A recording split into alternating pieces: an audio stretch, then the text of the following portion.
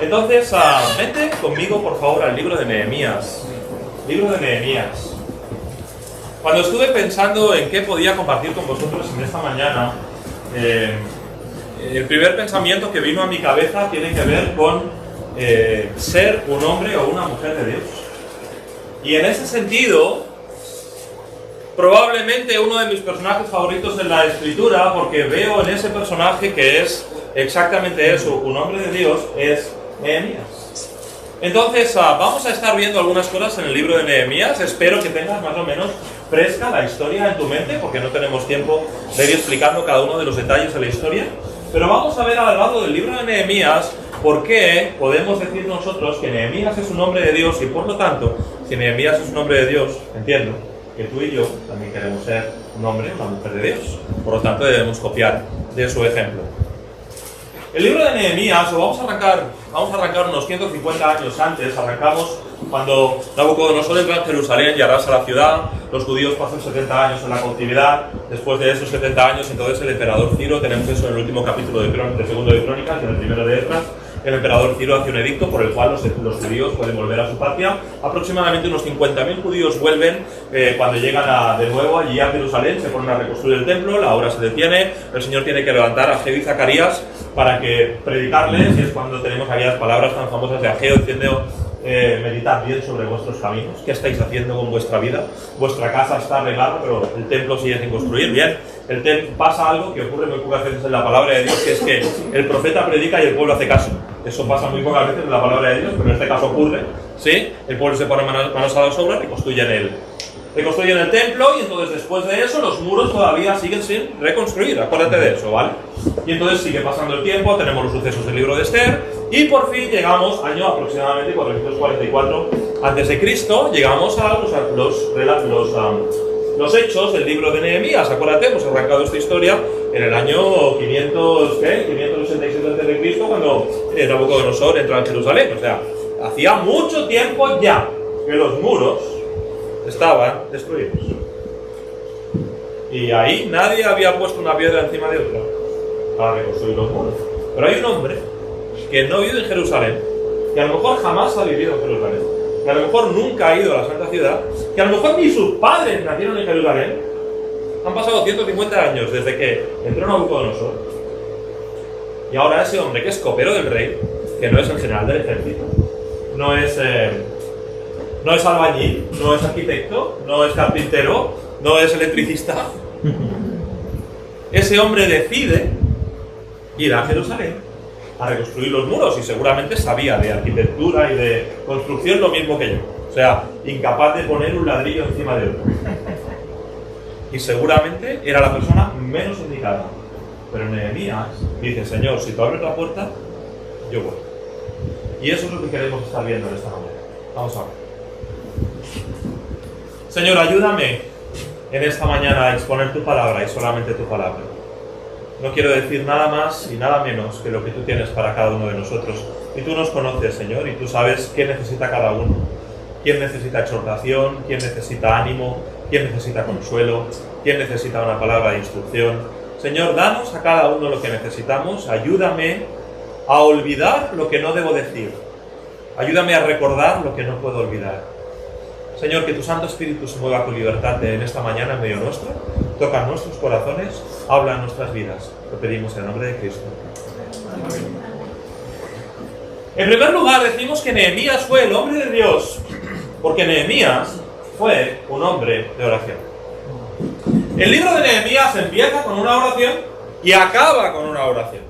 A lo largo de todo el libro de Nehemías podemos observar cómo Nehemías hace oraciones cortas, oraciones relámpago, oraciones de un instante solamente. También vemos otros momentos en los cuales hay oraciones más largas, sí, pero Nehemías es un hombre de oración, es un hombre que reacciona a cualquier acontecimiento que ocurre en su vida con una oración. Tal vez algunas de vosotras sois así, ¿verdad? En mi casa, esa es mi esposa, ¿no? Yo no soy tan así, pero normalmente es así, ocurre cualquier cosa en casa y Señor, ayúdame con... Señor, te pido que... Señor, no, y ahí vas por la vida caminando. No necesitas unas circunstancias especiales para pararte a orar. No necesitas un silencio absoluto. No necesitas una soledad tremenda para pararte a orar. Una lista de oración. No. Oras. Si tú y yo queremos ser un hombre de oración, una mujer de oración, es necesario. Perdón, un hombre de Dios es necesario que seamos hombres y mujeres de oración. En primer lugar, observa cómo Nehemías tiene esas oraciones relámpago. Aquí mismo, en el capítulo 1.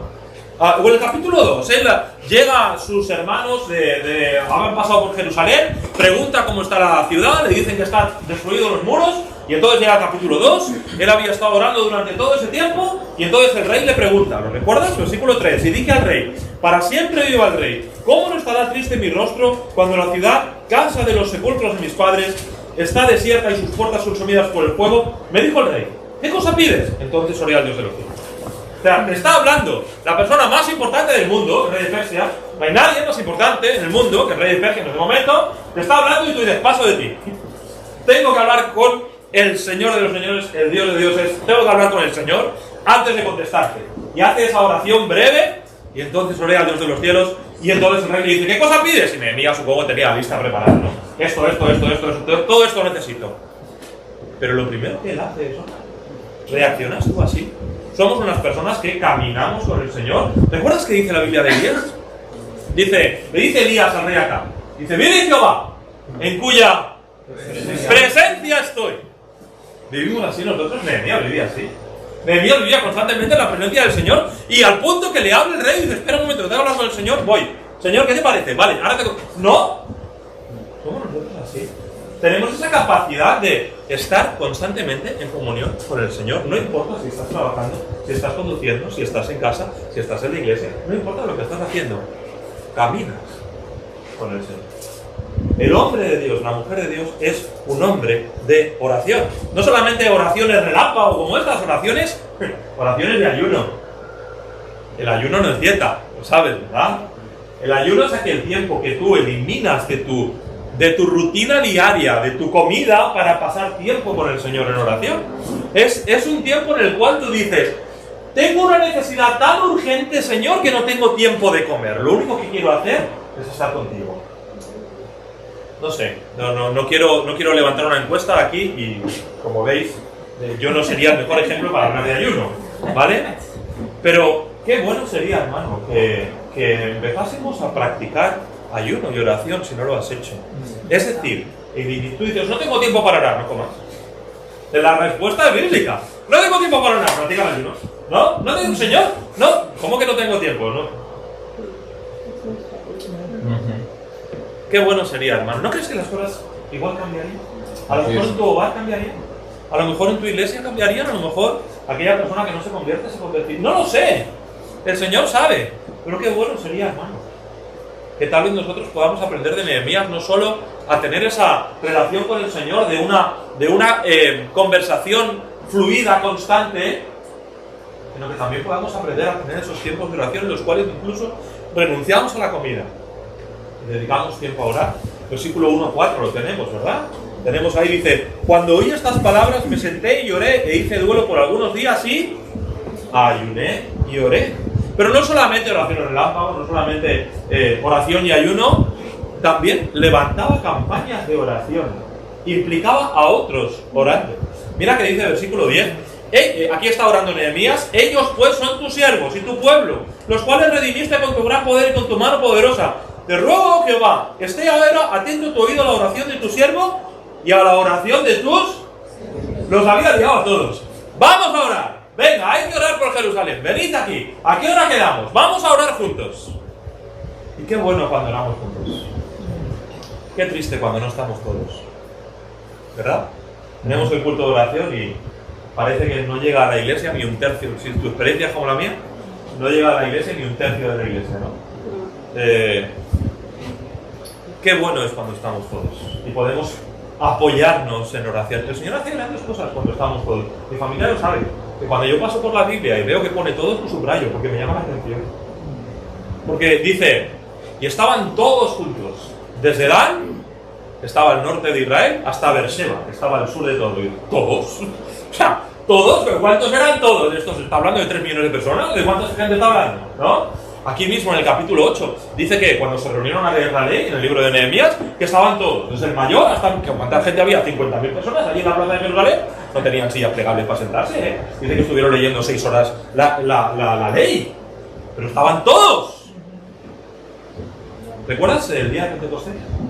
Dice que estaban todos juntos, unánimes. ¿Y qué estaban haciendo por casualidad? Orando. ¿Y qué pasa en ese momento? El Señor envía el Espíritu Santo. Pedro predica, se convierte en 3.000. Cuando todos juntos están orando. Qué bueno es cuando podemos apoyarnos unos a los otros en oración y podemos orar juntos. Nehemías era un hombre de oración.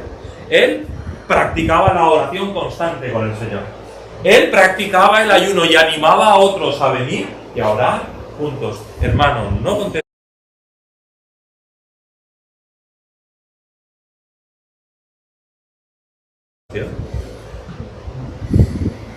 ¿Dedicas un tiempo al día a orar? Decía Hudson Taylor, he visto a muchos hombres trabajar sin orar, pero nunca he visto a alguien que haya orado y no haya trabajado. Decía Wesley, tengo tanto que hacer que dedico la mayor parte del tiempo a orar antes de estar dispuesto para hacer el trabajo. ¿Eres tú una persona de oración? Siempre pienso en... ¿Has escuchado esa anécdota? Que dice que un creyente se muere y va a Pedro y le enseña el cielo. ¿Has escuchado? Bueno, hay muchas de estas, Pero llega al cielo y entonces está Pedro allí enseñándole todo el cielo, ¿no? Y de repente llegan a un gran almacén. Un almacén que no se terminaba nunca, inmenso, grandioso. Entran dentro y hay un montón de paquetes, iba a decir de Amazon, pero vamos a decir de regalo. Hay un montón de paquetes allí, muchos paquetes. Y el creyente pregunta, ¿y todo esto? ¿Qué es? ¿Y todo esto? Todo esto es lo que Dios tenía preparado para ti y nunca pediste. Porque no oras.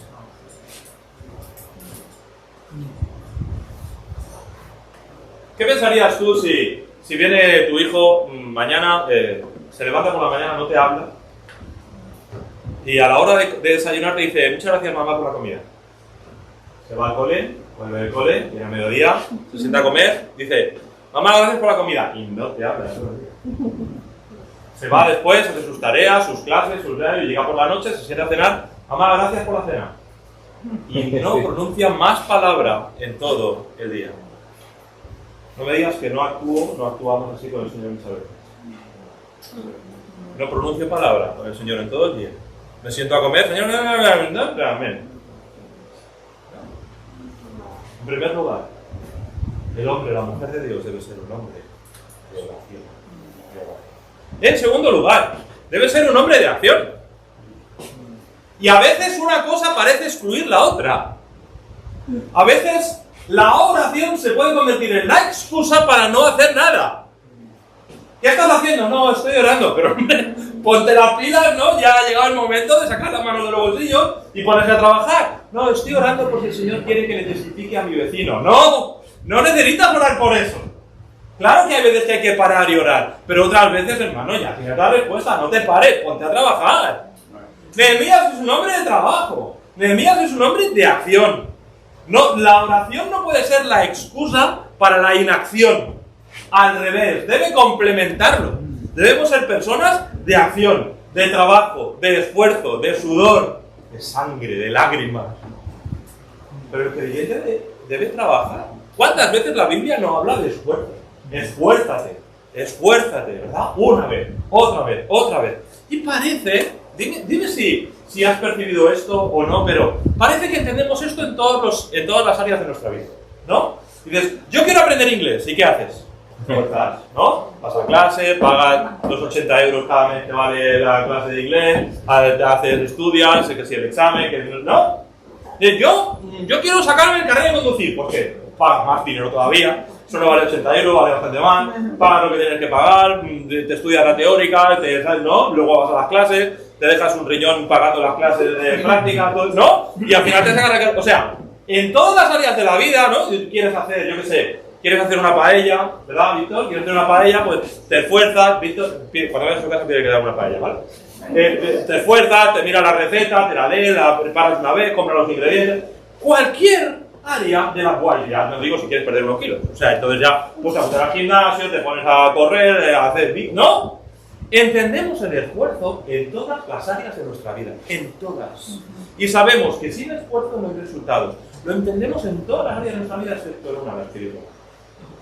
Para las cosas espirituales decimos, me pongo al lado del pastor, a ver si se me pega el conocimiento. ¿No? A ver si no tengo que hacer nada y así por... se me pega un poco del...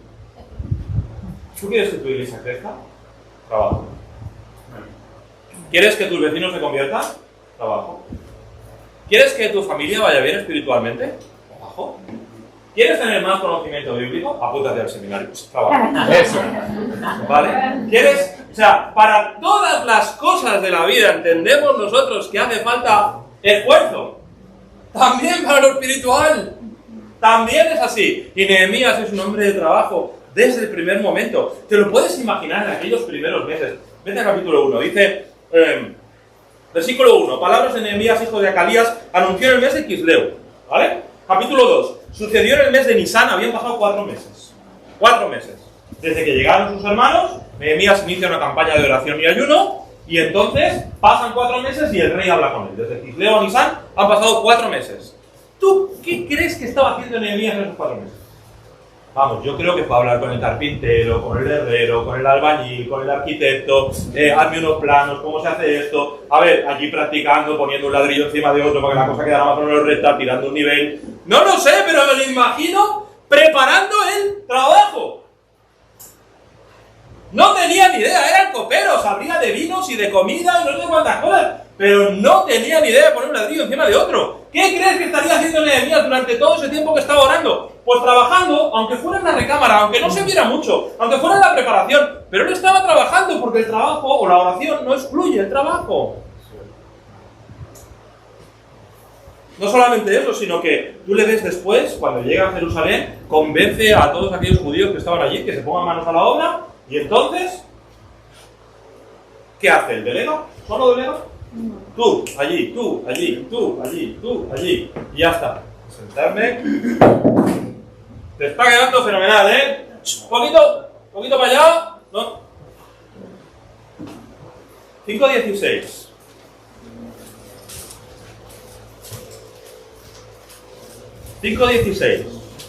También en la obra de este muro restauré mi parte. Ahí está Nehemías manchándose las manos también. No hay mejor ejemplo para la iglesia que el líder se ponga a trabajar el primero. ¿Tú quieres que los hermanos trabajen? Trabaja tú. Y algunos pueden decir, bueno, ya lo hace todo el pastor, déjale. Pero otros dirán, está el pastor trabajando solo, vamos a echarle una mano. No hay mejor ejemplo para que otros trabajen que trabajes tú el primero. Y lo hablo al pastor, lo hablo a los padres, lo hablo a cada uno de nosotros. ¿Tú quieres que los demás sigan el ejemplo de trabajo? Sé tú el primero. No solo delegues, haz tú también las cosas. Nehemías era un hombre de acción, era un hombre de trabajo, y eso es la vida cristiana. Es trabajo. Hasta Salomón lo entendió. No hace falta ser el más sabio del mundo, como era Salomón. Pero Salomón dice, Proverbios 14:4, si no me equivoco. Estoy diciendo de memoria. Pero dice que por la fuerza del buey, ¿cómo es? Por la fuerza del buey el granero está lleno, o algo así. Vamos a leerlo porque me estoy equivocando. Sin bueyes, el granero está vacío. Mas por la fuerza del buey hay abundancia de pan. O sea, está diciendo, a la que el buey viene y se pone a trabajar, pues más trigo podemos tener. Cuando tenemos más trigo, más harina hacemos. Más harina hacemos, más pan tenemos. Más bueyes, más pan. Más trabajo, más comida. Y no hace falta ser Salomón ni Sherlock Holmes para decir esto. Todos lo entendemos. A más trabajo, más resultados. Y tú dices, no, el resultado lo del Señor, sí, y en el resto de las áreas de la vida es igual. El campesino que se pone ahí a sembrar, se pone a sembrar tomates y está ahí trabajando, sudando, ¿no? ¿Y el resultado quién lo da? ¿Quién hace que crezca el tomate? ¿El Señor? No, o sea, en todas las áreas de la vida es igual. No, tú dices, no, pero tenemos que esperar. Sí, pero mientras esperas, como le diría, trabaja. No es excluyente, trabaja. Él hizo su parte. No te quedes mirando. Los que somos aquí de España, ¿verdad? No sé en otros países, pero aquí tenemos los mirones de obra, ¿sí? Todos sabemos lo que son, ¿no? Son aquellas personas, normalmente aquellos ancianos que ya están jubilados, camino de lo cual llevamos algunos, ¿vale? Espero que me llegue pronto, ¿vale? Y entonces están allí en la construcción, ¿no? Y allí tenemos a algunos que se paran allí a mirar. A mirar y a criticar. ¡Oye! ¿Qué se nota, oye? Pero abuelo, déjale trabajar, ¿no? Y le dice al encofrador, al albañil, al otro, lo que tiene que hacer, ¿no? No, pero... Y algunos de nosotros vivimos así la vida cristiana, desde la barrera, ¿no? O piensan en un estadio de fútbol, ¿no? Desde arriba, ¿no? Y le vas diciendo a los jugadores, ¡qué malo eres! Ven tú y juega. ¡Ahora falla el penalti! ¡Tíralo tú! Tíralo tú. Pero no te quedes siempre al otro lado de la barrera. Ven, entra adentro y ponte a trabajar. Ponte a trabajar. Hombre de oración, hombre de acción y era un hombre de preocupación. Porque ya me dirás, ¿qué le importaba a Nehemías cómo estaba Jerusalén? Habían pasado casi 150 años desde que se habían destruido los muros. Oye, pues ya había habido tiempo para que los judíos hicieran su trabajo, ¿no? Que allí vivía gente. ¿A qué voy a ir yo? Allí, que ni me conocen, ni saben quién soy, ni tengo familia, ni... Nehemías seguro, vamos, seguro. Pienso yo, habría nacido en Persia, seguro. Seguro. Judío, nacido en la cautividad. Buen trabajo. Funcionario. Siempre os lo digo, es el trabajo más bíblico los funcionarios.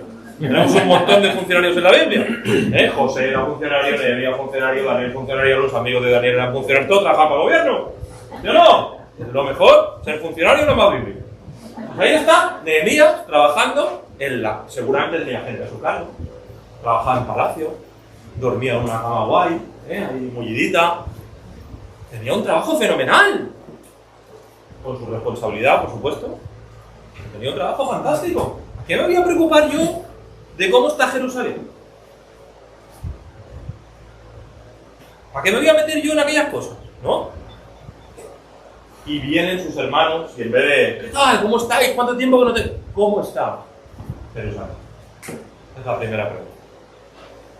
Y su preocupación llega a tal punto que el hombre inmediatamente se pone a orar, a ayunar, no deja de pensar en eso por 4 meses y el rey le pregunta después de 4 meses, 4 meses, Nehemías, ¿por qué estás triste? Por cierto, tenía su riesgo estar triste delante del rey. Recuerda el libro de Esther. ¿Cuánto me dura a mí la preocupación por mi hermano? Que hasta se me nota en el rostro. Vamos al culto de oración, alguien dice, por favor, ¿podéis orar por? Ay, hermano, qué mal me sabe, lo siento, tal. Y ya está, me he olvidado. Tal vez oraré mañana por ti. ¿Cuánto me dura mi preocupación por ti? A Nehemías se le notaba en la cara 4 meses después. La preocupación por unos muros que ni él había estado, ni sabía, ni conocía. Era un hombre de preocupación. ¿Te preocupan a ti los tuyos? ¿Sufres con ellos? ¿Lloras con ellos? ¿Te interesas por ellos? ¿Cuánto tiempo te dura la preocupación? ¿Hasta qué punto estamos nosotros dispuestos a preocuparnos por aquellos que están a nuestro cargo? Pastores que estáis aquí, padres que estáis aquí. ¿Cuánto te dura a ti la preocupación por los tuyos? Tus compañeros incrédulos que tienes en clase, tus compañeros incrédulos que tienes en el trabajo. ¿Cuánto te dura la preocupación? Al punto que se te nota hasta en la cara, como a Nehemías. Nehemías era un hombre de preocupación, a pesar de que estaba lejos, a pesar de que su posición era acomodada, a pesar del temor de lo que el rey podía decirle. Nehemías se preocupó por aquellos que vivían allí, lejos, en Jerusalén. No podemos nosotros ser un hombre de Dios si no tenemos preocupación por las almas perdidas, preocupación por los que Dios ha puesto a nuestro cargo, preocupación por nuestros hermanos en la iglesia, preocupación por nuestra familia, preocupación por los incrédulos que nos rodean. ¿Cómo vamos a ser un hombre o una mujer de Dios si no nos preocupan los demás? En serio, haz un balance. Un balance, párate un momento, aunque sea ahora mismo, por 3 segundos, y pregúntate, ¿cuánto me preocupan a mí los que tengo alrededor? O sea, si no lo vuelvo a ver en la vida, me importa. Si este hermano mañana deja de venir a la iglesia, ¿cuánto me va a importar? Si este compañero de trabajo mañana no está, ¿le va a importar mucho? Si este compañero de clase se va a otro sitio, me da igual. ¿Qué preocupación tengo por los que están alrededor? Hombre de oración, hombre de acción y hombre de preocupación. En cuarto lugar, Nehemías es un hombre de humildad. Es un hombre humilde. Era la ocasión de promocionarse. De copero a gobernador. ¿No? Gobernador, a tope, ¿no? Podía cobrar impuestos, podía hacer lo que quisiera, estaba allí en Jerusalén, nadie le controlaba. Podía hacer lo que quisiera, se podía promocionar como le diera la gana. Pero solamente hay una cosa, una sola, que le motiva a ir a Jerusalén. Por eso se entristece, por eso ora, por eso ayuna. Y es esta: que Dios tenga la gloria. No hay nada más que le preocupa. Toda su preocupación era esta. La gente pasa por Jerusalén, ve los muros destruidos después de 150 años y se siguen riendo de nosotros. Y siguen diciendo: esta ciudad de los judíos, ¿pero qué Dios tienen los judíos? Que todavía están aquí, no han construido ni los muros. ¿Qué tipo de gente son estos judíos y qué Dios tienen? ¿Que no les ayuda? ¿Que no creen en Dios? ¿Que, estos judíos pusilánimes? Y él no puede soportar eso. Si hay algo que le pone ahí dentro del corazón, es que la gente ponga en tela de juicio el poder de Dios. Y por eso el copero se va a construir murales. Porque él entiende que debe dar la gloria a Dios por todo ello. Mira, vente por ejemplo a 5.9 conmigo. Nehemías 5.9.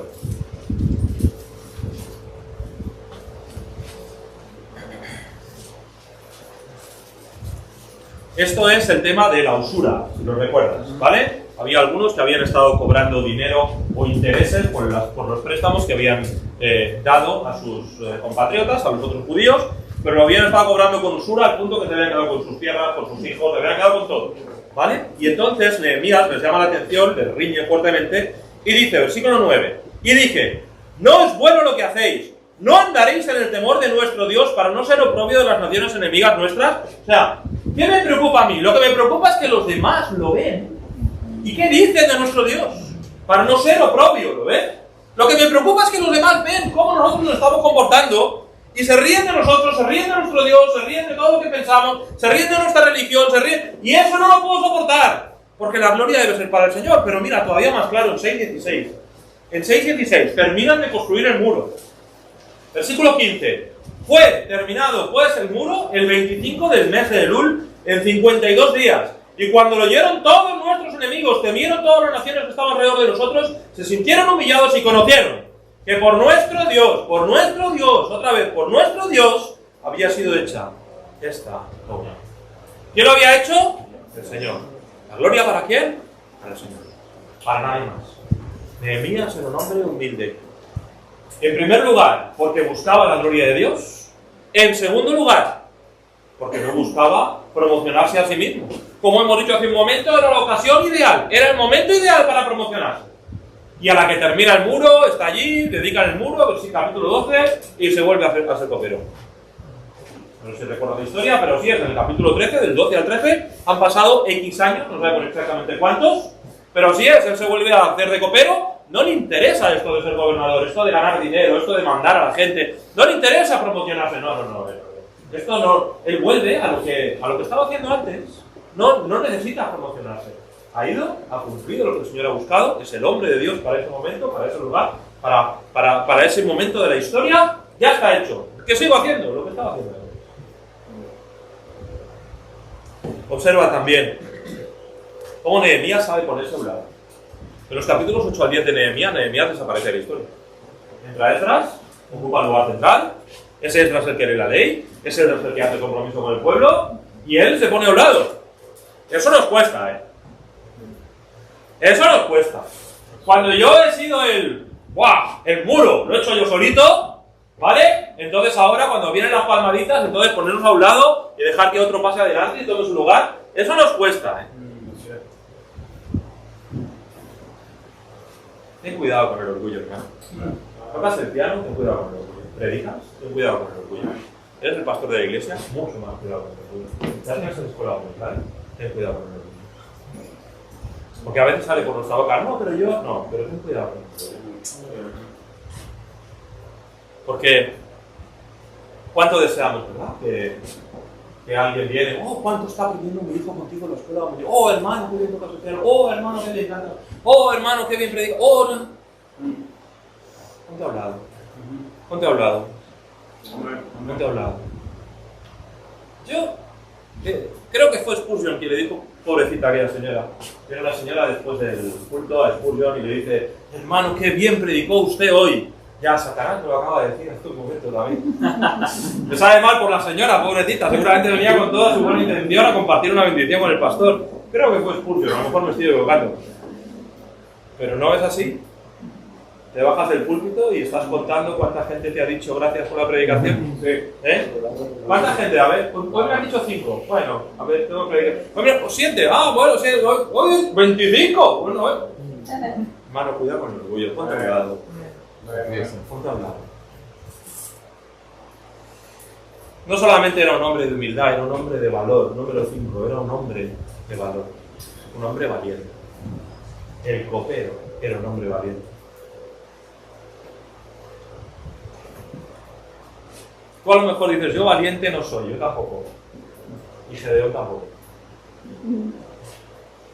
Y viene el ángel de Jehová, ¿lo recuerdas? Y le dice a Gedeón, varón valiente y esforzado, o esforzado y valiente, ¿lo recuerdas? Y tú estás leyendo el pasaje y dices, pero si está, como es, aventando el trigo en un lagar. Si no hay trigo, no hay aire allí, está cerrado. ¿No? ¿Qué se hacía con él? Estoy hablando de Gedeón ahora, me cambio de historia. ¿Qué se hacía con el trigo para separarlo de la paja? Pues se tira al aire y el viento viene, se lleva la paja y lo que cae va una vez, otra vez y al final te queda el grano, ¿no? ¿Y eso dónde lo está haciendo Gedeón? En un lagar que está cerrado, que no hay viento. Y el ángel de Jehová le dice, varón esforzado, bueno, esforzado sí, y valiente. Bueno, si tú lo dices, pero a lo largo de la historia de Gedeón tú puedes ver cómo su valor va creciendo, ¿no? Le dice el Señor como una primera prueba, ve y destruye el ídolo que hay allí de tu padre, tal, ¿no? Y entonces él va con 10 hombres, ¿recuerdas? A destruir el ídolo. Lo destruye, se esconde en su casa, su padre tiene que dar la cara por él, ¿recuerdas? Y dice, valiente todavía no lo veo. Pero bueno, él va adelantando. Y el Señor por fin, cuando se ha quedado solamente con 300 hombres, ¿no? Entonces le dice, bueno, mira, mañana te voy a dar la victoria. Pero si no tienes claro, baja al campamento y quédate ahí escuchando lo que dicen los soldados. Y si tienes miedo, baja con tu criado Fura. ¿Recuerdas? Su criado se llamaba Fura. Baja con Fura.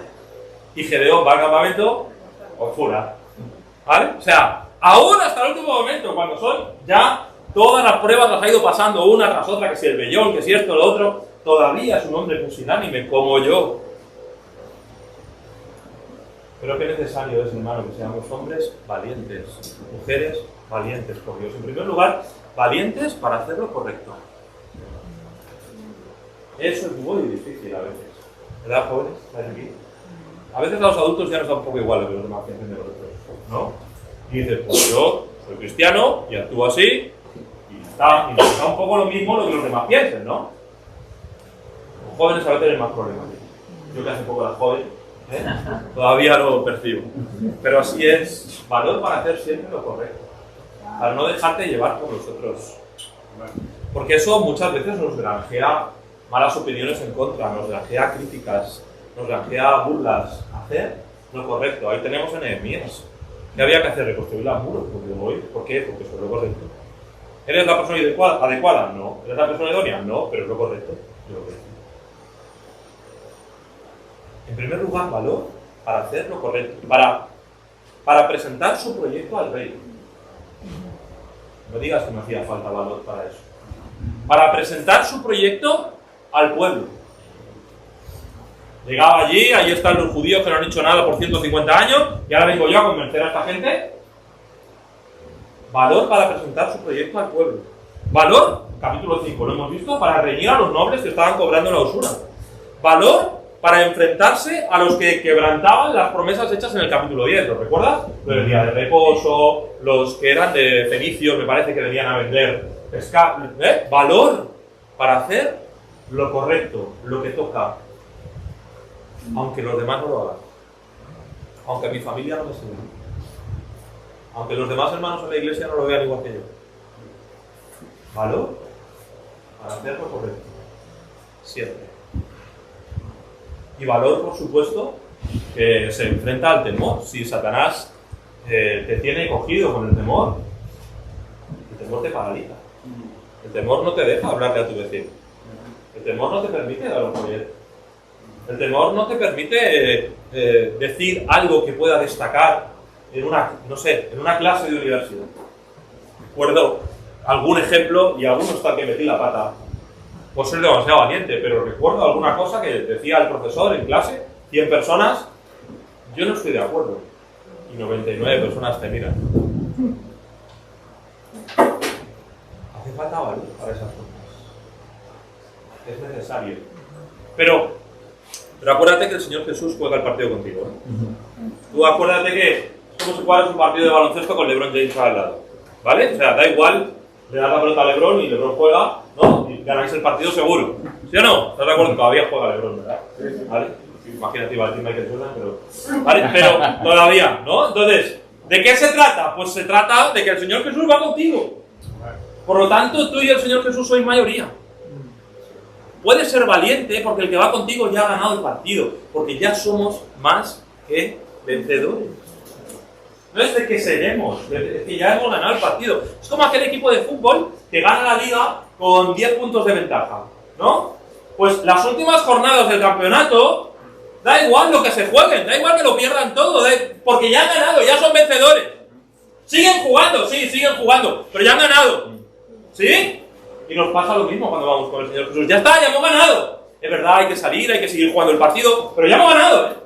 Ya somos más que vencedores. Por lo tanto, podemos nosotros ser valientes. Valientes para hacer lo correcto. Valientes para enfrentar al enemigo. Valientes para equivocarse si hace falta. A veces por temor al error decimos, ay, no estoy...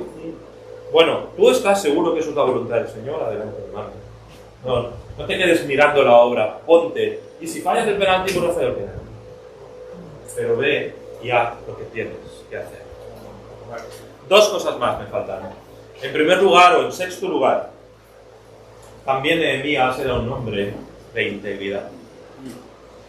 Era un hombre que cuando decía que algo se tenía que hacer, lo hacía. Si decía que había que trabajar, trabajaba. Si decía que él creía en Dios, aunque todos los demás se fueran, él se quedaba. Es aquello que dice Dios seguir a Cristo, aunque los demás vuelvan, yo sigo a Cristo. O si todos los demás volvían, él seguía a Cristo. Era un hombre íntegro. El creyente que quiere ser el hombre o la mujer de Dios debe ser una persona íntegra, que vive de acuerdo a lo que dice que cree, que vive de acuerdo a la Escritura. Hay un pasaje demoledor, ¿verdad? En Romanos 2, vente conmigo a Romanos 2.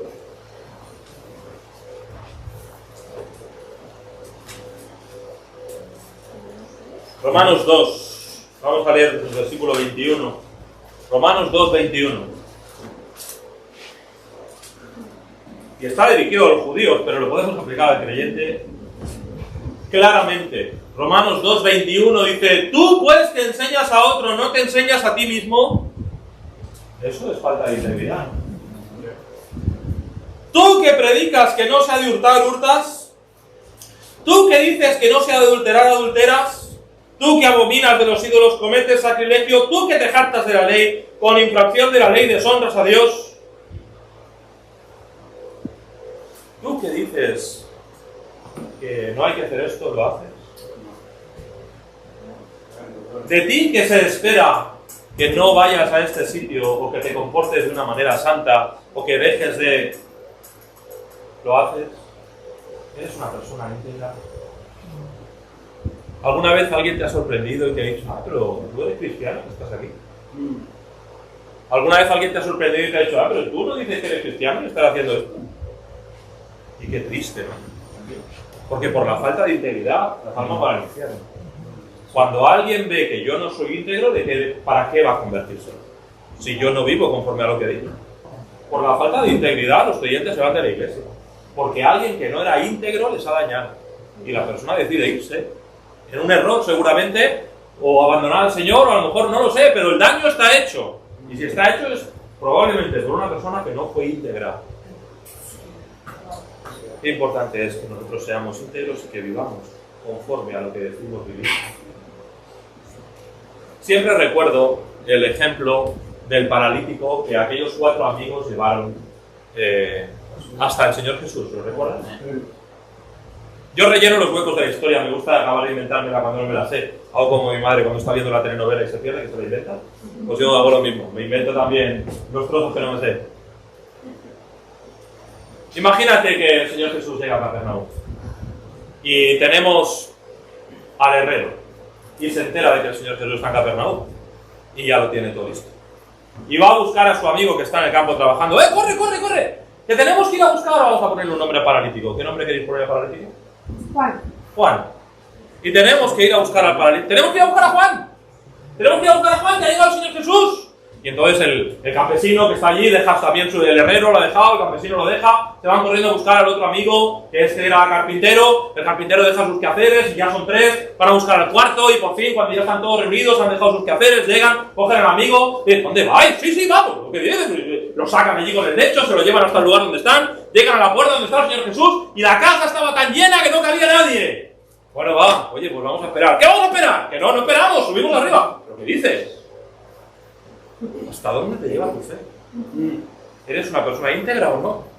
Y entonces dicen, no, subimos al terrado. Pero, a ver, un momento que llevamos, que sí que subimos. Llegan allí y lo rompen, pero ¿cómo vas a romper una cosa que no es tuya? O sea, tú ponte un momento en la circunstancia, que la Biblia lo explica muy rápido. Pero llegas, te subes a una casa que no es tuya, rompes, aquello debía ser, pues qué, de ramas y de arcilla, alguna cosa así, lo rompes, haces no, ya, a ese momento, claro, es captar la atención de todos los que están debajo, ¿no? Todo el mundo está mirando si se le cae el techo encima o se le cae el techo encima, y entonces por fin, ¿has traído una cuerda? Sí, he traído una cuerda, pero tú venías de casa preparado ya, ¿no? Con la cuerda. Saca la cuerda, la ponen, lo bajan, lo llegan hasta allí, y claro, el Señor dice, hijo, tus pecados te son perdonados. ¿Hasta dónde te lleva tu fe, hermano? Aquellos 4 hombres tenían tanta fe que el Señor les sanaría, tanta fe que hacen imprudencia, una detrás de otra. ¿Soy yo una persona íntegra?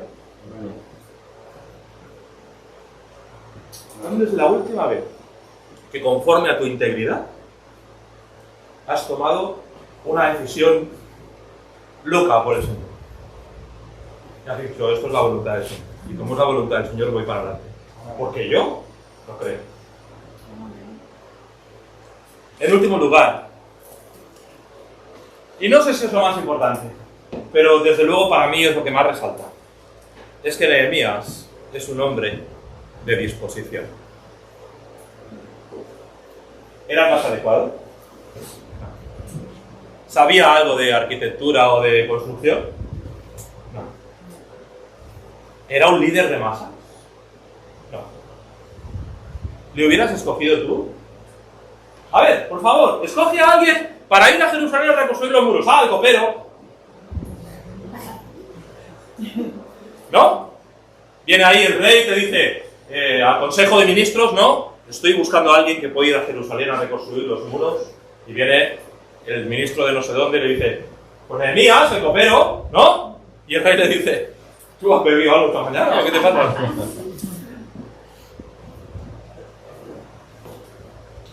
¿Has pensado en los 12 apóstoles? ¿A cuántos hubieras escogido tú para hacer la obra de llevar el Evangelio desde los días del Señor Jesús hasta hoy? ¿A cuántos? ¿Cuántos hubieras escogido a Mateo, el publicano? ¿Sí? ¿Y hubieras escogido tú? A los pescadores, Pedro, Juan, Jacobo, Andrés, dice el libro de los Hechos, que eran hombres sin letras, no sabían leer, no sabían escribir, no tenían ni... ¿Lo hubieras escogido tú? Si no sabían escribir. ¿No? ¿Lo hubieras escogido tú para llevar el Evangelio hasta las edades? A Simón el Celote. Los celotes eran como terroristas. ¿Eh? ¿Lo hubieras escogido tú a Simón? ¿Verdad? Simón, Judas. A este sí. ¿Verdad? Tomás. No creeré hasta que no meta un hombre lleno de fe. ¿A cuántos hubieras escogido tú? ¿Sabes cuál es la diferencia? Que estaban dispuestos. Estaban dispuestos. Esa es la diferencia. La diferencia es que el Señor les dice, os haré pescadores de hombres. Y lo que viene a continuación es, y dejándolo todo le siguieron. Eso es lo que yo no haría. Yo me quedo con la pesca milagrosa y me la como. Ellos dejan la pesca milagrosa y le siguen. ¿Cuál es la diferencia? ¿Su preparación? No. Su disposición. Nehemías, ¿qué preparación tenía para hacer la obra que hizo? Cero. Pero estaba dispuesto. ¿Sabes, hermano? Al final, para ser un hombre de Dios, una mujer de Dios, lo primero que se requiere es querer serlo. Disposición. Si tú no quieres ser el hombre de Dios, la mujer de Dios, ya está. Olvídate de todo lo que he dicho, de la oración y de la preocupación y de la... Olvídate de todo lo demás. Si no hay, en primer lugar, disposición, no sirve de nada. Me pregunto, ¿cuántos de nosotros estamos de verdad dispuestos, cueste lo que cueste, pase lo que pase, ocurra lo que ocurra, a ser el hombre o la mujer de Dios? El hombre o la mujer de Dios. En el lugar donde Dios te ha puesto. A Nehemías te puso en Jerusalén, pero a ti te ha puesto en tu trabajo, te ha puesto en tu lugar, te ha puesto en tu iglesia, te ha puesto en tus estudios, en tu instituto, con tus vecinos. ¿Quieres ser el hombre de Dios ahí? ¿Quieres ser la mujer de Dios ahí? Lo primero que necesitas es estar dispuesto. Porque déjame decirte que el Señor se preocupa de la preparación, pero de ti y de mí se requiere disposición. Nehemías fue el hombre de Dios por muchas razones, pero si algo destaca especialmente es que estuvo dispuesto a serlo. Me gustaría que tomaras un momento, en algún momento del día, para hacer un balance y recordar aquellos votos que hiciste un día al Señor y tú dijiste: Señor, te doy mi vida, estoy dispuesto. ¿Sigues dispuesto hoy en día? ¿Sigues todavía dispuesto a que donde el Señor te lleve, de la manera en que Él te lleve, donde Él te lleve, en el momento en que Él te lleve, cualquiera que sea la situación, tú vas a dar un paso al frente, sepas hacerlo, no sepas hacerlo, te sientas preparado o no te sientas preparado? Si el Señor te llama, tú dices: Señor, yo voy, y dejándolo todo, te siguiera. Nehemías es un ejemplo de lo que es un hombre de Dios. Espero que también tú y yo podamos ser hombres y mujeres de Dios, allí donde el Señor nos haya.